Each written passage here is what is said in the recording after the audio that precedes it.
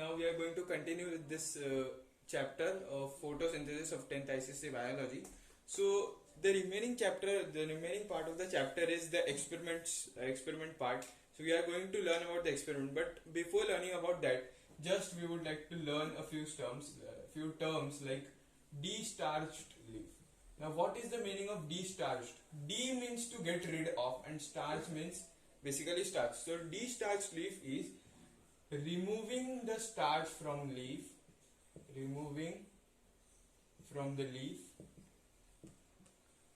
the starch by keeping it in dark for several hours. Now what happens basically is starch is the storage form of food in plant bodies. So when the plants are kept in dark for larger duration of time, the excess of starch that is stored in the plant body is used up by the plant. So de-starching of the leaf is basically keeping it in dark so that it could be de-starched. And another term we would see is on addition of, or another concept that you need to remember before the experiment is on addition of iodine vapors, or basically iodine, on starch, it turns blue-black. The color turns blue-black. So it is the property that if we want to come to know, or if we want to discover that if a plant body or if a plant structure has starch or not, we can put iodine drops on it. If that turns blue-black, that means the part of the plant has starch, and if it doesn't, then it doesn't have. So we would start the experiments over here. So the first experiment that we are going to do is to show that chlorophyll is necessary for photosynthesis. So experiment number 1, chlorophyll is necessary for photosynthesis. Okay. So what was seen? There was one leaf, okay, and what was seen basically, in some part of the leaf the chlorophyll was present, and in some part of the leaf, by de-starching it, or basically what is done in this experiment, de-starching the leaf by keeping the plant in a dark room for a few days. A leaf is present, it is de-starched, that is the starch in it is removed by keeping it in dark for several days, then placing it in sun, and what is done, the non-green areas of the leaf are marked. What is done? A leaf is de-starched, it is plucked. After de-starching, it is plucked, and the non-green area of the leaf is marked by the person who is doing the experiment. And after that, the part of the leaf, or that leaf, is kept in the sunlight to perform photosynthesis. So what happens is, the part of the leaf that did not, or that was non-green, did not show starch. So what was done basically, after keeping them in sunlight, iodine drops were poured on that, and the part of the leaf that was non-green did not show starch, that is, it did not turn blue-black, and the green part turned blue-black. So this shows that the starch was present only in that part of the leaf which was green in color. So from here you come to know that chlorophyll, which is a green pigment, it is necessary for photosynthesis. If that pigment is not present, photosynthesis would not occur. So it was a very simple experiment to show that chlorophyll is very much necessary for photosynthesis of the plant. So next experiment that we are going to see here is to show that sunlight is necessary for photosynthesis. Sunlight is necessary for photosynthesis. this is a very much simple experiment. Just you need to pay attention over here. See, this was a leaf, okay? On that leaf, a black paper was kept, okay? And on that black paper, a certain part of it, like this, a certain part of it was cut out, and other part was all rest black. Like this is the area I have drawn, the lines is completely black, and the star portion is the cut portion. So you can clearly see the leaf portion or the green part of the leaf through this starch. So what was done after doing this? It was kept in sunlight, okay? Now what was observed, that the only cut portion, the cut portion of the leaf, and iodine drops were basically poured on that. The cut portion of the black paper showed starch, and other parts which were covered by the black paper did not show starch. So what was drawn conclusion from this, that the sunlight which directly fell on the leaf, and in some part it was obstructed because of the black paper. So sunlight here is necessary for photosynthesis. The part of the leaf that got sunlight produced photosynthesis, produced starch by photosynthesis, and that did not receive sunlight because of the black paper did not produce starch. So it was concluded that the sunlight is very much necessary for photosynthesis. This is very simple experiment. Now we are going to learn about the next experiment. And the next experiment is to show that carbon dioxide is necessary for photosynthesis. So experiment number 3, to show that carbon dioxide is necessary for photosynthesis. Now see what was done. First of all, remember a few points over here. Potassium hydroxide. This is potassium hydroxide. It absorbs carbon dioxide. Absorbs carbon dioxide. So what was done basically? I will write in step down manner. You will easily understand this. A part of the plant, or a plant basically, was kept in container containing a solution of potassium hydroxide, and some part of the plant was exposed to sunlight and not in contact with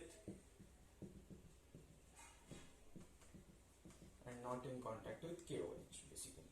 So what happened is, suppose this is the container, this is the plant, okay? So some part was in contact with KOH and some was not. So, and it was kept in sunlight. So in atmosphere we all know that carbon dioxide is present, and carbon dioxide is used for the process of photosynthesis by the plant. So during the daytime when it was kept, the leaves which were not in contact with KOH, they performed photosynthesis, and after the experiment, when when iodine was poured on them, they showed starch presence, but the ones in contact with KOH did not show.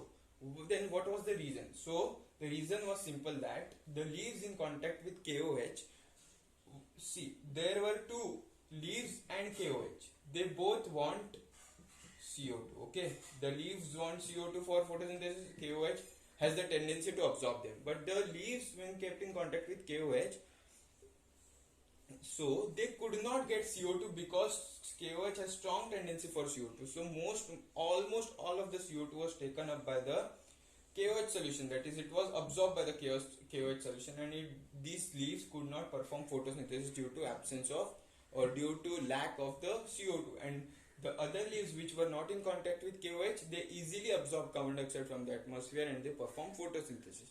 So this was the simple experiment where it was shown that if you do not give CO2 to the leaf or carbon dioxide to the leaf, it won't perform photosynthesis. So it was concluded that CO2 is necessary for photosynthesis. You need to remember here that potassium hydroxide absorbs carbon dioxide. Okay.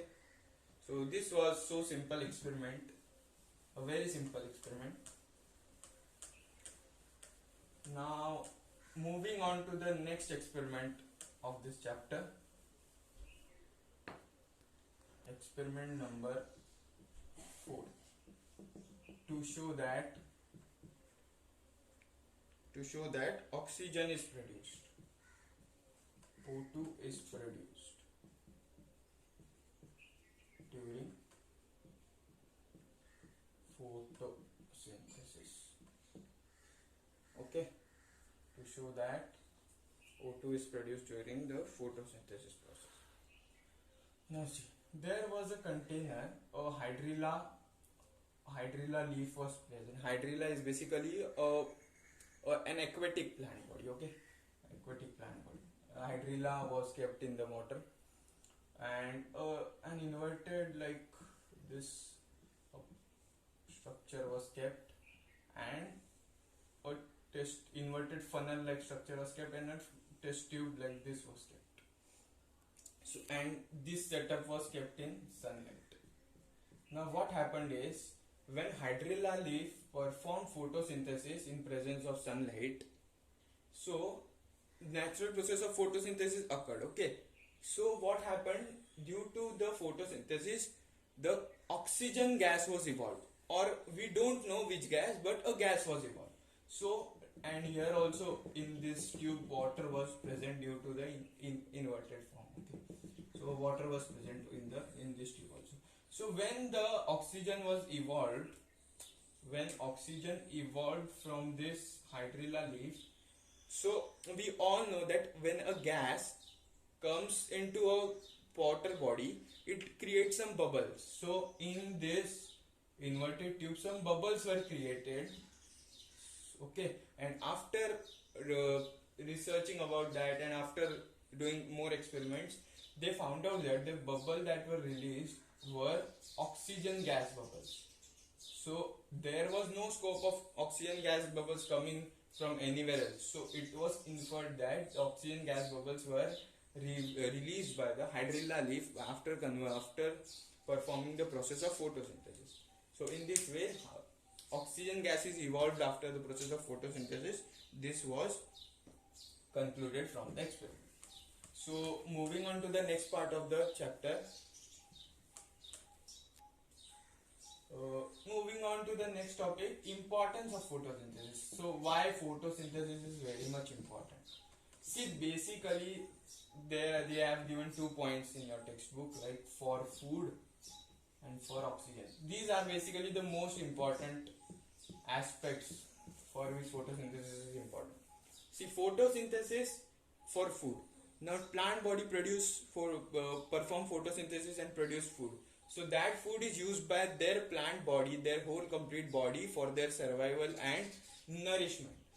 And also on that plant body, various animals like heterotrophs are dependent. On that heterotrophs, omnivores are dependent or carnivores are dependent. So in a food chain, the food that was produced by the producers, that is the plant body, is transferred from one generation to another, or from one food chain to another food chain, next food chain. So the food material produced by the plant is responsible for overall nourishment of the whole ecosystem. So it is so much important that if the producer itself does not perform photosynthesis and produce food, heterotrophs won't get it, and in turn carnivores, omnivores won't get it, and entire ecosystem would be imbalanced and the whole ecosystem would be vanished. So such an important aspect is of photosynthesis for the production of food. Next is oxygen. We all know that oxygen is the survival gas of the human life, or our animal life, because oxygen is inhaled by us and carbon dioxide is given out. So if the oxygen is not produced by our plant body, by the plant body, then we won't get enough oxygen for respiration and we would die of suffocation. So it is constantly said that we should plant more and more trees. It is because of our benefit only that if we plant more and more trees, more oxygen would be available to us and more carbon dioxide from the atmosphere would be replenished by the plants, and more oxygen, more pure oxygen would be returned back to us so that we can breathe properly and we won't die of suffocation. So these are the points that you need to remember about the importance of photosynthesis. So now we are going to move on to the next part of the chapter, that is carbon cycle. So cycle, what is cycle basically? Cycle is when the substances move into a process and return to their original state from where it was started initially, or where it ends eventually and from where it comes back. It is called as a cycle. For example, water cycle, you might have heard that water from the ground evaporates and turns into clouds, and that cloud again falls in the form of rains to the ground. So in this way, water is maintained through water cycle. So in the same way, in atmosphere, we learn about the carbon cycle, how carbon is transported or transmitted from one part of the ecosystem to another, and it is returned back again. So we would see, now we would start from here. Producers basically produce food, okay? So that food is used for their nutrition, their complete body nourishment, etc., etc. And that food will be consumed, or the producers would be consumed by the consumers. So the carbon content from the producers would be so basically, just need to add on a few things. Why are we learning carbon cycle? Because each and every other thing that is present in the universe or that is present in the ecosystem contains carbon in it. So carbon is the most abundant element present in any structure or in any body or in any substance present in the earth. So okay, so it is most abundant present. So that is why we are learning about this. So moving returning back, the consumers consume the producers and get the carbon content from them. Now if the consumers die, then the decomposers decompose them. So by decomposition, the decomposers get the carbon content from the consumers. So in this way, it is transferred in the form of chain. Now look here, if the producers, consumers and decomposers all three die, fossilization of them occurs, that is fossils are formed. And if from that fossil fuels are produced, petrol, diesel, coal, etc. are produced. So the carbon content is transferred into the fossil fuels, oil, gas, etc. Now that oil gas will be combusted, from that carbon would be emitted, carbon in form of carbon dioxide, it would return to the atmosphere again. Now if you look over here, producers, consumers and decomposers, they also give carbon dioxide to the atmosphere in different ways. Like decomposers decay, they decay the substances and in that process carbon dioxide is emitted. Consumers, they respire and carbon dioxide is emitted. Producers, on combustion, on burning of the plant body or burning of the plant, carbon dioxide is emitted. So carbon in the form of carbon dioxide, it comes back to the atmosphere. Now the atmospheric carbon dioxide is gained by the producers to perform photosynthesis, and again this chain moves on and moves on and on and on. Now it is very important, because if at any of the place of this chain or carbon cycle you could call, if there is change or some part of it is hampered, the whole system would be become disadvantageous, or the whole system would be affected. For example, if the producers does not perform photosynthesis, that is, they do not produce carbohydrate. Carbohydrate basically contains carbon. Okay, if the carbon content in it itself, in producer itself, is very less, consumers and decomposers would get less. In fossils, it would be reduced. In decay or in combustion, it would be reduced. So atmospheric CO2 would drop. So if atmospheric CO2 would drop, other plants that would be consuming the carbon dioxide would also be affected. So in this way, carbon cycle is very much important for the ecosystem. So after this, we will conclude this chapter. Our chapter is completed. I will request you all to take the notes of this chapter and send it to me, and perform whatever the task that is given to you, and try to read the chapter from the textbook again and again so that you can be thorough with the concepts.